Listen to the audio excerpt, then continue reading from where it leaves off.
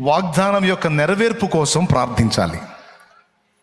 నాకు ఈ మాట ఇచ్చావు కదా తండ్రి, దాన్ని నెరవేర్చు అని ఆ వాగ్దానాన్ని గుర్తు చేసి ప్రార్థన చేయాలి. ఫస్ట్ విశ్వసించాలి.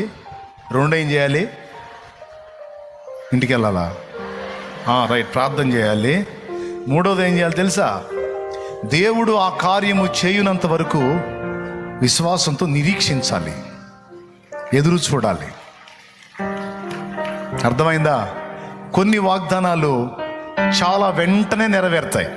వినండి, ఇక ముగింపు, నేను వెళ్తున్నా, అక్కడ చాలా ఆత్మలు ఉన్నాయి.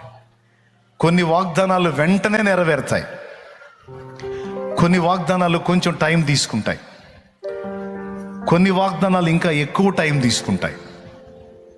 కానీ నీకు మాట ఇచ్చిన దేవుడు మాత్రం నెరవేర్చక మానడు.